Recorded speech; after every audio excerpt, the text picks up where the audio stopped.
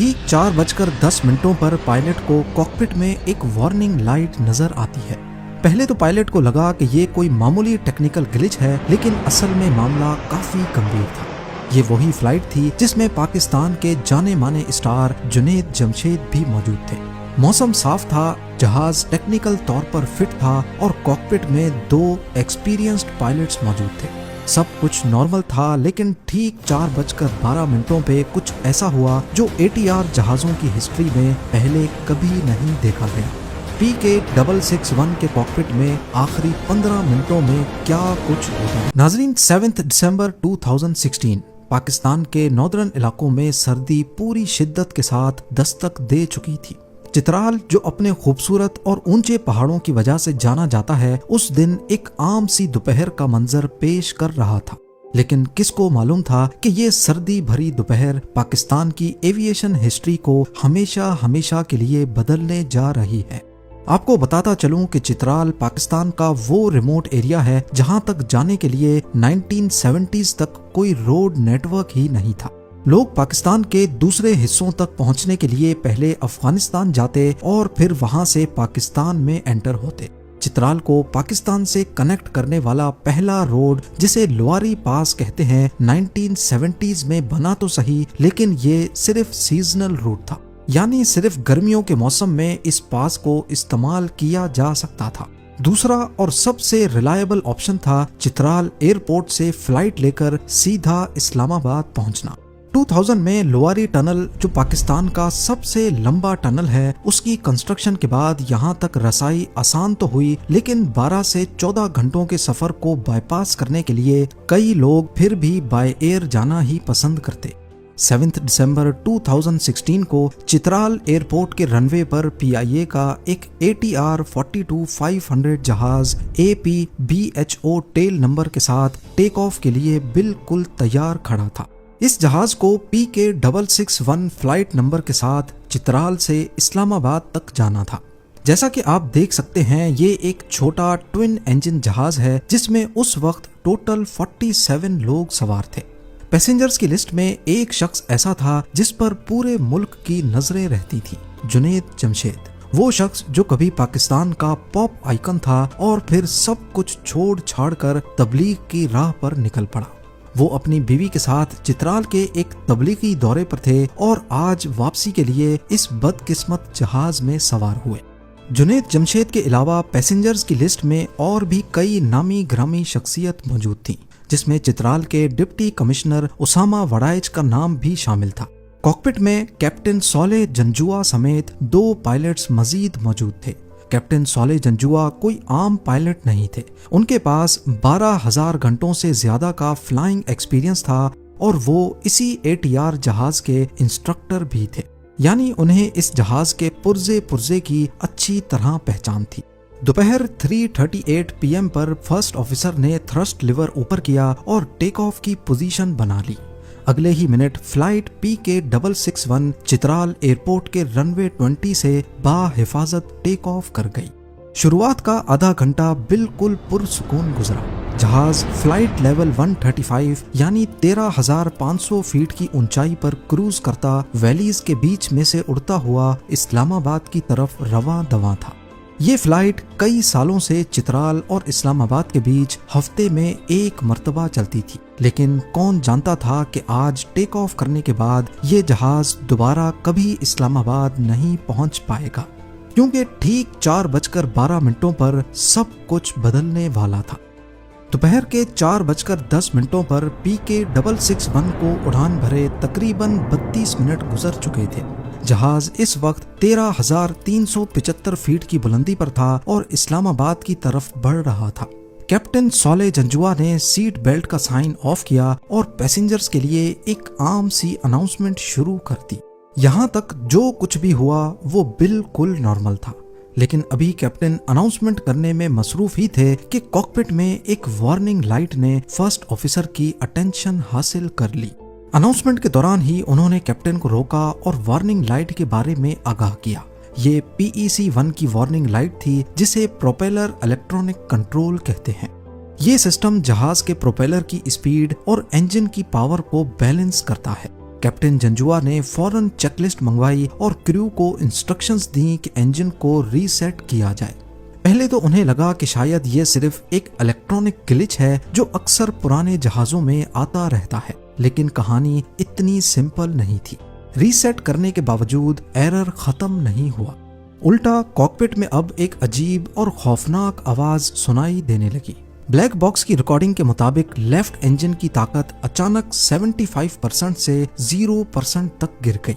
इसका सीधा साधा मतलब ये था कि इंजन ने काम करना छोड़ दिया है। नॉर्मल हालात में अगर इंजन फेल हो जाए तो पायलट उसके प्रोपेलर को फेदर कर देते हैं, यानी प्रोपेलर ब्लेड्स को हवा के रुख के मुताबिक सीधा कर देते हैं ताकि वो ड्रैग पैदा ना करे और दूसरे इंजन पर जहाज को उड़ाया जा सके। लेकिन PK661 के साथ कुछ अजीब हो रहा था। जैसे ही लेफ्ट प्रॉप को फेदर करने की कोशिश की, बजाय इसके कि वो ड्रैग कम करता, वो सामने से आने वाली हवा के बायस अपनी नॉर्मल स्पीड से 120% ज्यादा तेजी से घूमने लगा। यही वो वक्त था जब लेफ्ट साइड पर शदीद ड्रैग पैदा होने लगा। कैप्टन ने 2 बार प्रोपेलर को फेदर करने की कोशिश की, लेकिन दोनों बार नाकाम ही रहे। अब ये बेकाबू प्रोपेलर जहाज के लिए इंजन नहीं बल्कि एक पहाड़ बन चुका था जो हवा को रोक रहा था। एविएशन की जबान में इसे मैसिव ड्रैग कहा जाता है। यहाँ आपको बताता चलूं कि जहाज को टर्न करने के लिए विंग्स पर एलरॉन्स लगे होते हैं।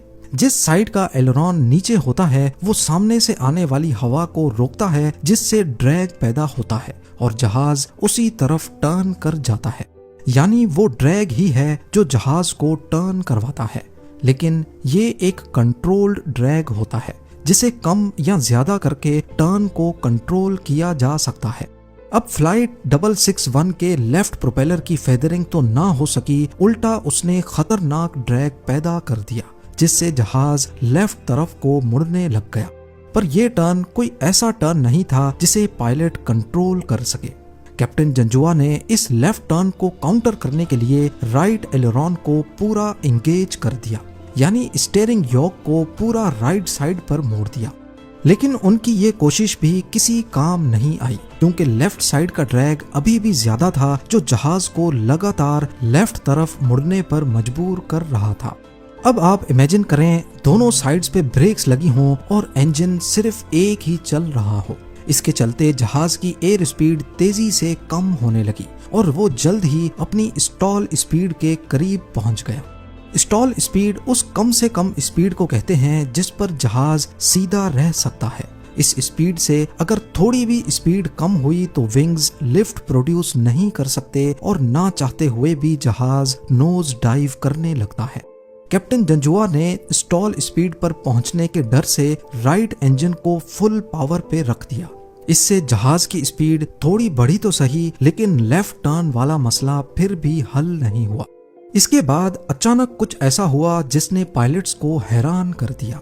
लेफ्ट प्रोपेलर जो 120% तेज रफ्तार से घूम रहा था, अचानक नॉर्मल हो गया और ड्रैग फौरन खत्म हो गया। और क्योंकि पायलट ने इसको काउंटर करने के लिए राइट टर्न लगाया हुआ था, ड्रैग खत्म होते ही जहाज अचानक राइट साइड पे तेजी से मुड़कर बैरल रोल में चला गया। ये टर्न इतना शदीद था कि राइट विंग जमीन के 90 डिग्रीज तक पहुंच गया, जिसको सीधा करने में पायलट को 24 सेकंड लग गए। इस टर्न से जहाज की ऊंचाई काफी हद तक कम होकर 5100 फीट रह गई।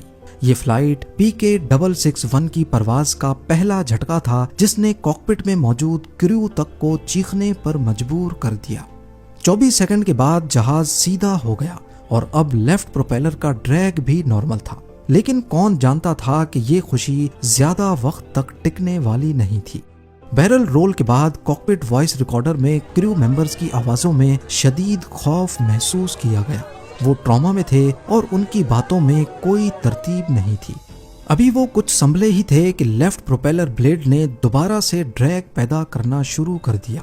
लेकिन अब की बार जहाज का एल्टीट्यूड भी काफी कम बचा था और स्पीड भी काफी कम। शायद इस वक्त क्रू को पता लग चुका था कि वो इस्लामाबाद एयरपोर्ट तक नहीं पहुंच पाएंगे। उन्होंने फौरन इस्लामाबाद कंट्रोलर से राब्ता करके मेडे कॉल्स भेजना शुरू कर दी। Pakistan 661 Islamabad approach, do you read? Mayday, Mayday, Mayday, Pakistan 661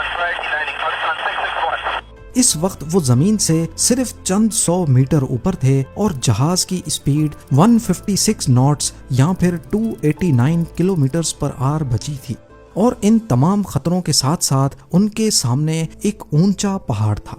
captain Janjua نے لیفٹ ٹرن کو کاؤنٹر کرنے کے لیے دوبارہ سے رائٹ ٹرن کیا، لیکن اس سے نہ صرف اسپیڈ مزید کم ہو گئی بلکہ جہاز کا الٹیٹیوڈ بھی۔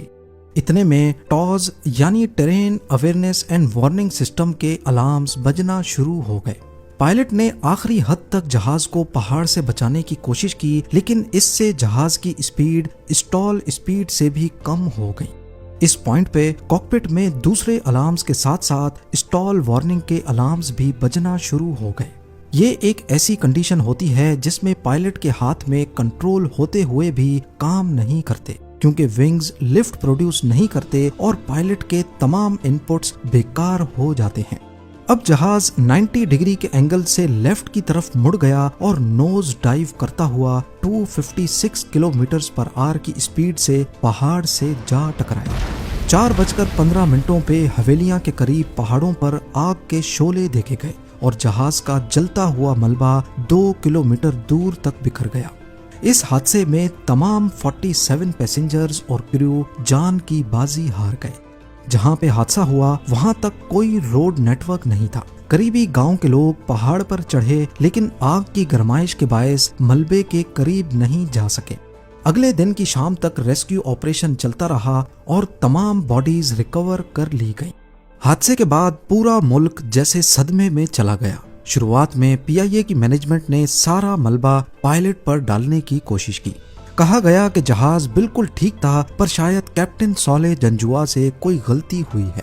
پر فرانس سے آئی ایئر بس اور ATR کی ٹیمز نے جب انویسٹیگیشن کی تو معلوم پڑا کہ ایکسیڈنٹ سے کافی پہلے لیفٹ پروپیلر میں ایک کریک موجود تھا، جس کو PIA کی مینٹیننس ٹیم نے نظر انداز کر دیا۔ ٹیک آف کے بعد جب پروپیلر ٹوٹا تو اس کا ویٹ امبیلنس ہو گیا اور انجن میں شدید وائبریشنز پیدا ہو گئیں۔ ان وائبریشنز کی وجہ سے انجن کے اندر موجود ایک سیل ٹوٹ گئی اور میٹل کے چھوٹے چھوٹے ٹکڑے انجن کے آئل سسٹم میں شامل ہو گئے۔ ان ٹکڑوں نے جا کر اوور اسپیڈ گورنر کو جیم کیا جو پروپیلر کی اسپیڈ کو کنٹرول کرتا ہے۔ یہی وجہ تھی کہ پائلٹس انجن بند کرنے کے باوجود پروپیلر کی اسپیڈ کو کنٹرول نہیں کر پا رہے تھے۔ اس حادثے کا ذمہ دار صرف PIA نہیں بلکہ سول ایویشن اتھارٹی کو بھی ٹہرایا گیا، جن کی کمزور نگرانی کی وجہ سے یہ خراب پروپیلر والا جہاز ہوا میں بھیجا گیا، جو اڑان بھرنے کے بھی قابل نہیں تھا۔ اس خوفناک حادثے کے بعد گورنمنٹ نے فوراً PIA کے تمام ATR جہازوں کو گراؤنڈ کر دیا۔ ہر جہاز کی نئے سرے سے فل انسپیکشن ہوئی۔ اگلے کئی مہینوں تک یہ جہاز گراؤنڈ رہے جب تک فرانس سے آئے ایکسپرٹس نے انہیں محفوظ قرار نہیں دیا۔ اتفاق دیکھیے کہ یہ حادثہ انٹرنیشنل سول ایویشن ڈے کے دن پیش آیا، جہاں دنیا بھر میں جہازوں کی سیفٹی کا دن منایا جا رہا تھا، وہیں پاکستان میں ایک سسٹم کی ناکامی نے 47 جانیں چھین لی۔